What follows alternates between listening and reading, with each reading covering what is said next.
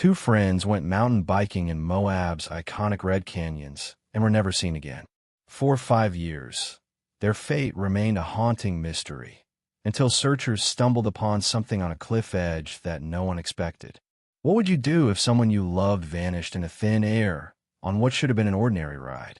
Imagine the phone calls that never came, the worry that turned to panic, and the search that would consume hundreds of volunteers for years. On a crisp October morning in 2018, Lucas Sullivan and David Williams set out from their campsite with nothing more than their mountain bikes, helmets, and plans to conquer one of Utah's most challenging trails. They had GPS devices, emergency supplies, and decades of combined biking experience between them. By sunset, they should have been sharing stories around a campfire, exhausted but exhilarated from their adventure. Instead, their families would spend the next 5 years wondering if they were alive or dead, if they had chosen to disappear, or if the unforgiving desert had claimed 2 more victims. The search would involve helicopters, search dogs, thermal imaging, and hundreds of volunteers combing every inch of Red Rock Canyon. False leads would raise hopes only to crush them again. Theories would emerge, pointing fingers at everyone from local criminals to the riders themselves. But the truth was hiding in plain sight, 160 feet down a sheer cliff wall, waiting for someone brave enough to rappel into the darkness. What searchers found there would answer some questions, while raising others that haunt investigators to this day. This is where their story begins, and where the trail suddenly goes cold. Moab, Utah, sits like a jewel in the heart of Red Rock country, where ancient sandstone formations create a landscape so stunning it barely seems real. The Slick Rock Trail, Hell's Revenge, and the whole enchilada draw thousands of mountain bikers each year to test their skills against terrain that has been carved by millions of years of wind and water. But beneath Moab's breathtaking beauty lies a danger that experienced riders know all too well. The same forces that created these magnificent canyons also carve drop-offs that plunge hundreds of feet into darkness. Trail edges crumble without warning. Weather can shift from perfect riding conditions to life-threatening storms in minutes. Cell phone coverage is spotty at best, and in some canyons, non-existent. Lucas and David knew these risks. They had been coming to Moab for 3 years running, each trip more ambitious than the last. This time, they had chosen the Porcupine Rim Trail, a 15-mile ride that begins in the cool pine forests above town and descends through increasingly dramatic terrain until riders find themselves threading between towering red walls with the Colorado River gleaming far below. The trail is not for beginners. Sections require riders to navigate narrow ledges with exposure that can make even experienced bikers dizzy. One wrong move, one moment of inattention, one mechanical failure at the wrong spot, and the consequences can be fatal. Local bike shop owner Jake Morrison had seen them the day before, checking over their equipment with the methodical care of experienced riders. They knew what they were doing, he would later tell investigators. Full suspension bikes, proper protective gear, emergency beacons. They asked all the right questions about trail conditions and weather. The weather forecast called for clear skies and mild temperatures. Perfect riding conditions. The trail had been checked by park rangers just 2 days earlier and was in good condition. Everything seemed aligned for an epic ride through some of the most spectacular scenery on Earth.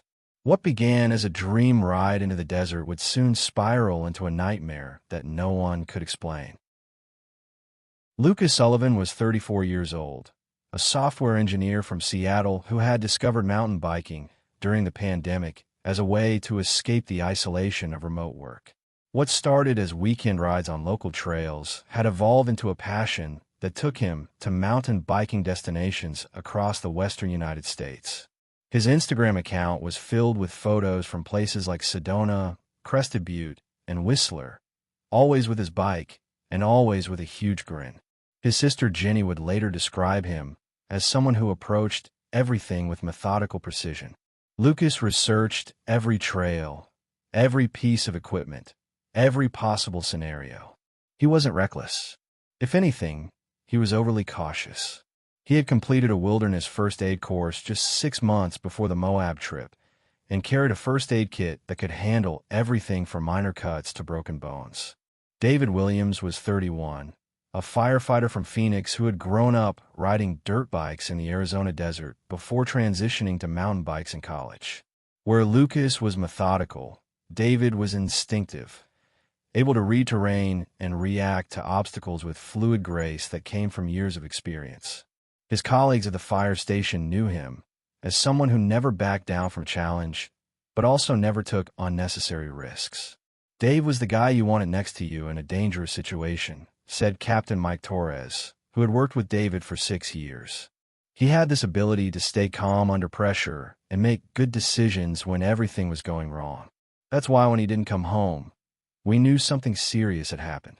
The two had met 3 years earlier at a mountain biking meetup in Flagstaff and had bonded over their shared love of technical terrain and adventure travel.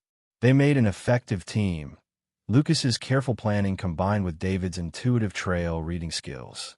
They pushed each other to try new challenges while keeping each other safe. Their last social media post showed them at their campsite the night before the ride, bikes cleaned and ready, gear laid out with military precision. Lucas had posted a photo of the sunset over the La Salle Mountains with the caption, "Tomorrow we tackle Porcupine Rim. Can't wait." David had shared a video of himself adjusting his bike suspension, explaining the settings he was using for the technical descent they had planned. They had told friends they expected to be back at camp by 4 p.m., plenty of time to clean up and drive back to their respective homes. Lucas had a work presentation on Monday morning. David was scheduled for a shift at the fire station on Tuesday. Both had every reason to return safely and on time. That was the last time anyone saw them alive. October 15th, 2018, dawned clear and cool in Moab. The temperature at sunrise was a perfect 52 degrees, with no wind and unlimited visibility. Lucas and David were on the trail by 7:30 a.m., captured by a trail camera at the Porcupine Rim trailhead, loading their bikes off David's truck. The plan was straightforward. Ride the entire 15-mile Porcupine Rim Trail, which would take them approximately 5 to 6 hours, including stops for photos and lunch. They had ridden portions of the trail before, but never the complete route in a single day. Both were excited about the challenge and the reward of completing one of Moab's most iconic rides. At 9:15 a.m., hikers on the nearby Castle Valley Trail spotted 2 mountain bikers, matching Lucas and David's description, riding along a section of slick rock about 3 miles into the Porcupine Rim Trail. The bikers waved and seemed to be making good time, riding with confidence and clearly enjoying themselves. At 10:45 a.m., a park ranger conducting routine trail maintenance encountered 2 bikers, stopped at an overlook about 6 miles into the trail. The ranger, Sarah Smith, would later testify that both men seemed in good spirits and had asked about trail conditions on the technical descent section ahead. They were well prepared, experienced riders, Smith recalled. I had no concerns about their ability to handle the trail. That was the last confirmed sighting. By 5 p.m., when Lucas and David hadn't returned to their campsite, their planned check-in calls to family members went unmade. David's wife Maria began calling his cell phone, getting voicemail each time. Lucas's sister Jenny, who was expecting a call to confirm his safe return, started feeling the first stirrings of worry when 6 p.m. passed without word. By 7 p.m., with darkness falling, both families were actively worried. David always called Maria when he finished a ride, no matter how tired he was. Lucas had never missed a planned check-in call with his family. When their GPS emergency beacons showed no distress signals and their cell phones went straight to voicemail, the families made the decision to call local authorities. Grand County Sheriff's Office received the missing persons report at 8:30 p.m. Deputy Chief Tom Bradley, who had handled dozens of missing hiker and biker cases over the years, initially wasn't overly concerned. "We get reports like this fairly regularly," he explained. "Usually, people get delayed on the trail, maybe take a wrong turn, maybe have a mechanical issue. Most of the time, they show up the next morning tired and embarrassed." But as Bradley reviewed the details, 2 experienced riders with proper equipment and emergency beacons, detailed trail plans shared with multiple people, and the fact that neither had any history of irresponsible behavior, his concern level began to rise. The first search teams were deployed at dawn on October 16th, less than 12 hours after Lucas and David should have returned to camp.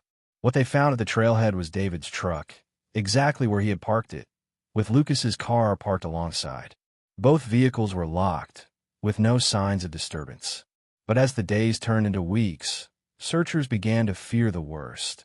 Had Moab claimed 2 more lives? The initial search effort was massive by any standard. Grand County Sheriff's Office coordinated with the National Park Service, Utah State Parks, and local search and rescue volunteers to deploy teams across the entire Porcupine Rim Trail system. Helicopters equipped with thermal imaging cameras flew grid patterns over the most likely areas.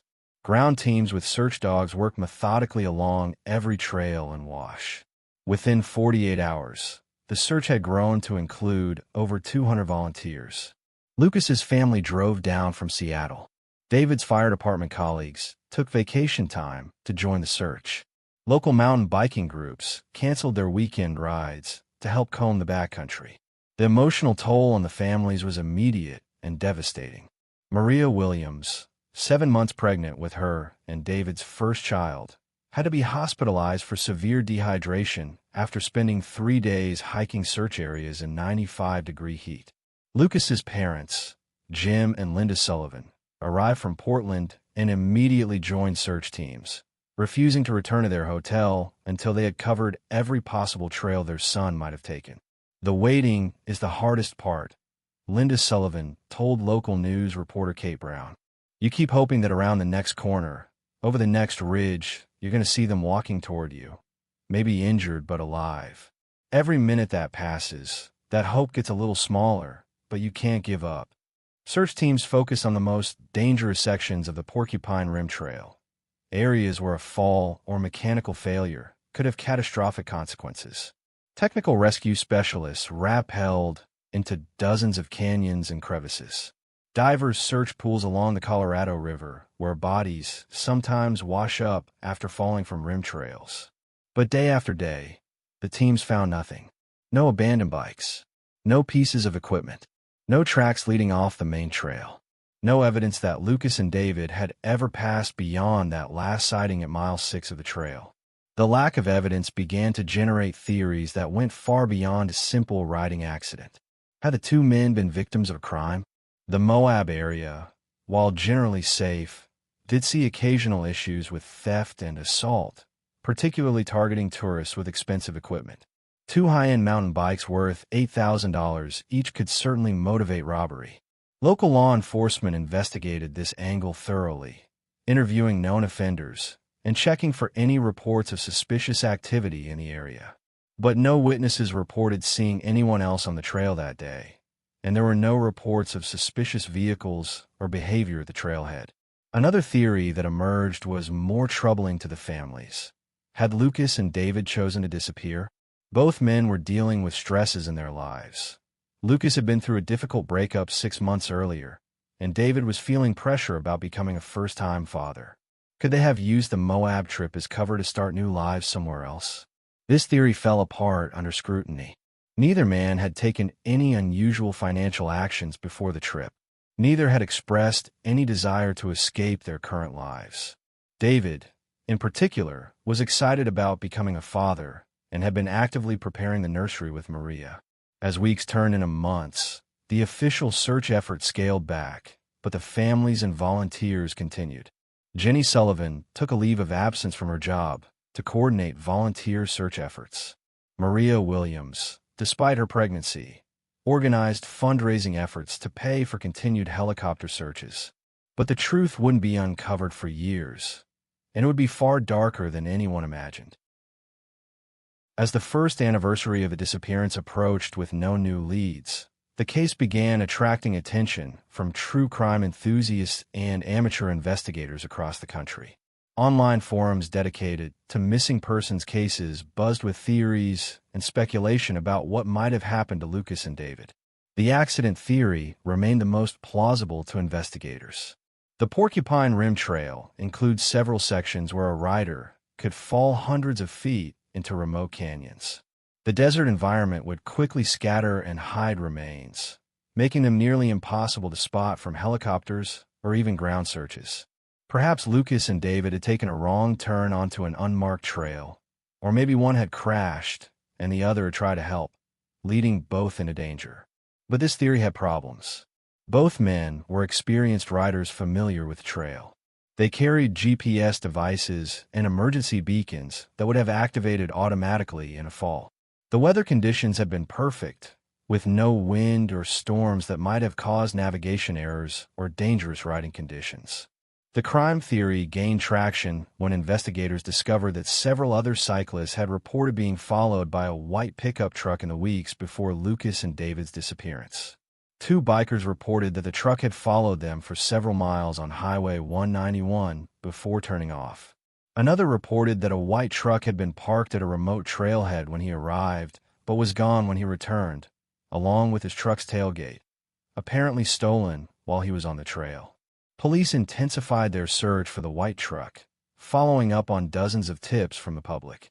They identified several possible suspects, including a transient who had been arrested for theft in the area and a local man with a history of violent crimes. But none of the leads panned out, alibis checked out, and there was no physical evidence linking anyone to the disappearance. The intentional disappearance theory was the most painful for the families, but couldn't be completely dismissed. Lucas had been struggling with depression since his breakup, and David had confided to friends that he was worried about being a good father. Could they have used their mountain biking expertise to disappear into the vast desert wilderness? This theory got unexpected support when investigators discovered that Lucas had researched living off-grid in remote areas and had purchased several survival guides in the months before the trip. David, with his firefighting background, certainly had the skills to survive in harsh conditions. But family members rejected this possibility completely. Lucas was excited about projects at work, about buying a house. His sister Jenny insisted. People don't just disappear when they're making future plans. And David would never, ever abandon his family. The idea that he would run away just before his child was born is ridiculous. The case also attracted attention from paranormal investigators and conspiracy theorists. Some claimed that the Moab area was a hot spot for UFO activity and that Lucas and David might have been abducted by extraterrestrials. Others suggested government involvement, claiming that the two had somehow stumbled upon classified military activities in the remote desert. While law enforcement dismissed these theories, they did follow up on some unusual reports.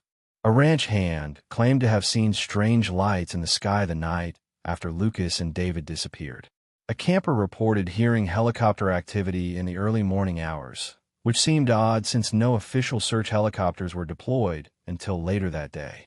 These leads also went nowhere, but they added to the growing mythology surrounding the case. Lucas and David had become urban legends, their story growing more mysterious with each retelling. As the second year of searching began, Grand County Sheriff Tom Bradley admitted that the case was unlike anything he had encountered in 25 years of law enforcement. "We've had people disappear in the desert before," he said, "but usually we find something, equipment, clothing, remains. It's like these two just vanished in a thin air." It would take 5 long years before searchers stumbled upon a clue on a sheer cliff wall that had been hiding its secret. September 12, 2023. 5 years and 11 months after Lucas and David vanished. The official search had long since been called off, but a small group of dedicated volunteers continued to explore remote areas of the canyon country, hoping against hope that they might find some trace of the missing men. Among them was Jake Morrison, the bike shop owner who had helped Lucas and David prepare for their final ride. Jake had never been able to shake the feeling that he should have done more, should have warned them about something, should have somehow prevented the tragedy. Every weekend for 5 years, when he wasn't working, he had been out in the desert with binoculars and hiking boots, checking areas that official searchers might have missed. On this particular day, Jake was exploring a remote section of cliff face about 8 miles from the main Porcupine Rim Trail. It was an area that had been searched before, but only from above. The cliff dropped away for more than 200 feet, and the terrain made it impossible to see what might be on the narrow ledges and in the small alcoves below. Jake had brought rappelling equipment, something he was qualified to use thanks to his years of rock climbing, and had permission from park authorities to conduct technical searches in areas that regular search teams couldn't access safely. As he lowered himself down the cliff face, scanning each ledge and crevice, Jake's heart was heavy with the familiar weight of 5 years of fruitless searching. He had rappelled dozens of similar cliff faces over the years, each time hoping to be the one who finally brought answers to the families. At about 160 feet down the cliff, Jake's attention was caught by something that didn't belong in the natural landscape. Caught on a small ledge behind a screen of desert brush was something metallic, something that caught the afternoon sunlight in a way that rock and vegetation never could. As he maneuvered closer, Jake's breath caught in his throat. It was a bicycle frame, twisted and damaged, but unmistakably a high-end mountain bike. The frame was blue and silver, the same colors as the trek bike Lucas had been riding. But it wasn't just the bike frame.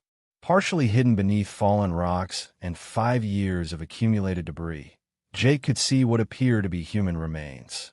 Fighting back nausea and trying to maintain his composure, Jake carefully documented the scene with his camera before beginning the difficult climb back to the cliff top. His hands were shaking as he called Grand County Sheriff's Office on his satellite phone. "I found them," he said when Deputy Chief Bradley answered. "Jake Morrison here. I found Lucas and David. They're on a ledge about 160 feet down the north face of Devil's Canyon. You need to get technical rescue out here right away." The recovery operation took 2 days. Technical rescue specialists had to establish a complex rope system to safely access the ledge and recover the remains and equipment. The scene was heartbreaking. Both men were found together, suggesting that they had fallen as a group or that one had tried to help the other after an initial accident. DNA analysis confirmed what Jake had suspected. The remains were those of Lucas Sullivan and David Williams. After 5 years of uncertainty, the families finally had answers. But the evidence raised more questions than it answered.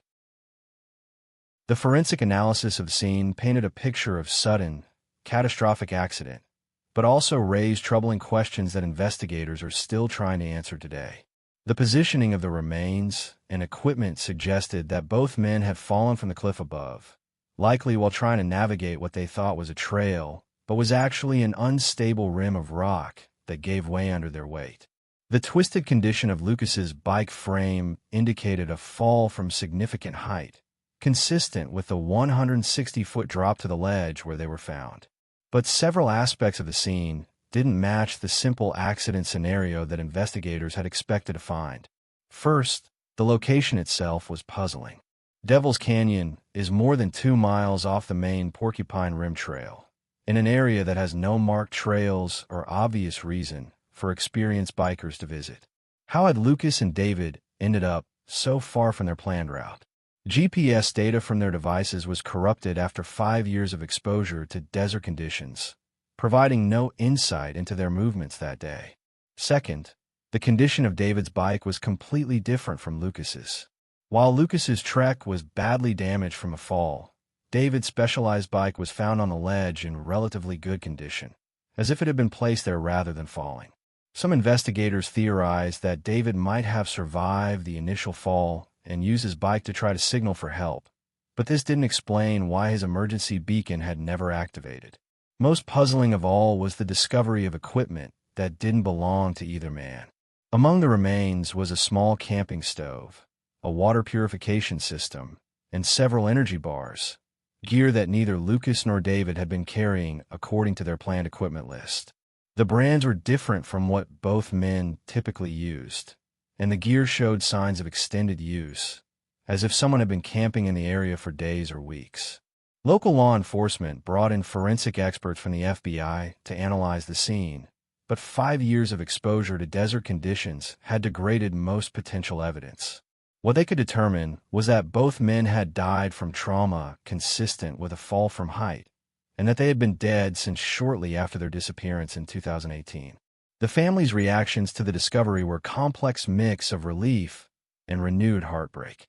Maria Williams, now a single mother to 5-year-old Diego, told reporters that she was grateful to finally have closure, but struggled with the knowledge that David had died just months before meeting his son. For 5 years, I held on to this tiny hope that maybe he was out there somewhere, that maybe he had lost his memory or been taken somewhere and would eventually come home. Maria said, "Now I know he's been gone this whole time, but I also know he didn't abandon us. He didn't choose to leave. Something terrible happened, and he fought to survive until the end." Lucas's parents expressed similar feelings. "We can finally grieve properly," his mother Linda said. "We can have a funeral. We can visit a grave. But we'll never stop wondering how our careful, methodical son ended up in a place he never intended to go." The discovery also rekindled debates about safety in Moab's backcountry. Park officials announced new requirements for backcountry permits and upgraded emergency beacon systems. But critics argued that these measures wouldn't have prevented what happened to Lucas and David.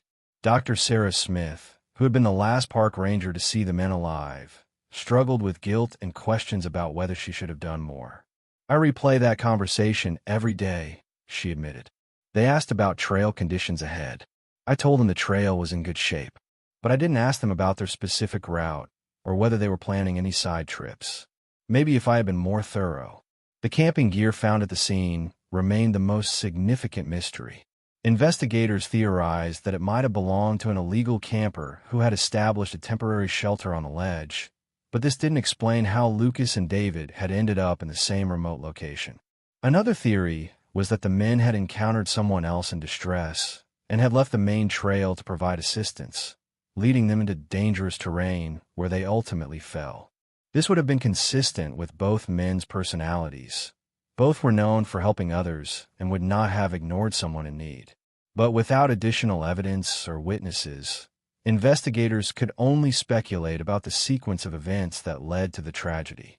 Even today, not everyone is convinced this was just a tragic accident.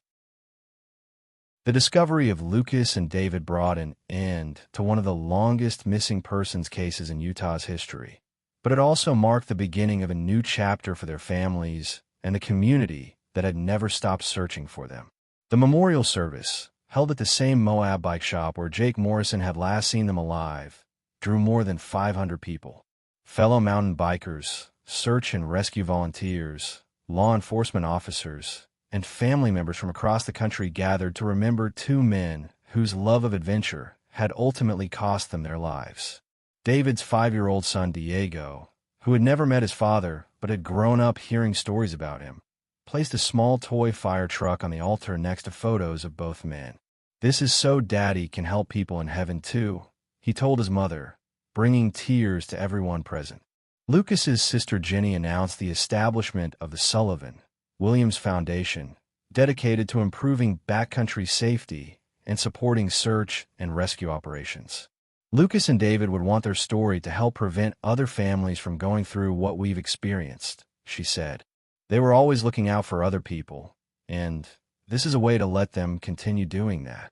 The foundation's first initiative was funding the placement of emergency communication devices at remote locations throughout Utah's canyon country.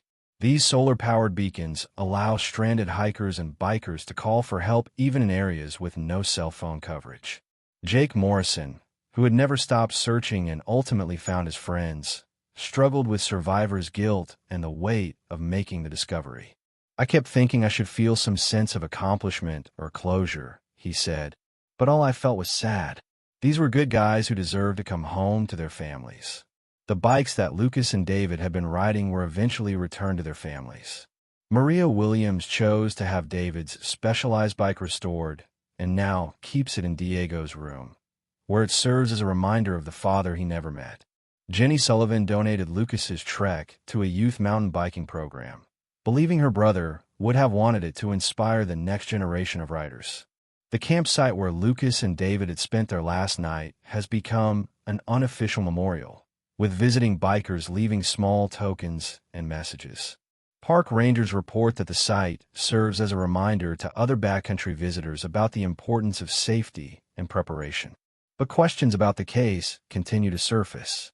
A documentary filmmaker who investigated the disappearance concluded that there were too many unexplained elements for the simple accident theory to be completely satisfactory. Online forums dedicated to the case remain active, with amateur investigators proposing new theories and analyzing every detail of the official reports. Some local residents claim that the area where the bodies were found has always had a dangerous reputation among Native American communities, who avoided it due to legends about spirits that led travelers astray. While these stories are dismissed by investigators, they add another layer to the mystery surrounding the case. The truth is that Lucas and David's story reflects the broader reality of adventure sports in places like Moab. The same landscape that draws thousands of visitors each year for its beauty and challenge can be unforgiving to those who make even small mistakes. Weather changes quickly, trails can be deceptive, and help is often hours or days away. In the 5 years since Lucas and David disappeared, 12 other people have died in backcountry accidents in the Moab area. Most were found quickly, their stories making brief headlines before being forgotten. But Lucas and David's case captured public attention because of the mystery surrounding their disappearance and the dedication of those who never stopped looking for them. Their families take some comfort in knowing that their story has led to improved safety measures and increased awareness about backcountry risks. New GPS tracking requirements for backcountry permits have already helped locate several stranded hikers. Emergency beacon technology has improved, making it harder for people to disappear without a trace. But perhaps most importantly, Lucas and David's story serves as a reminder that every person who goes missing leaves behind family and friends whose lives are forever changed by their absence.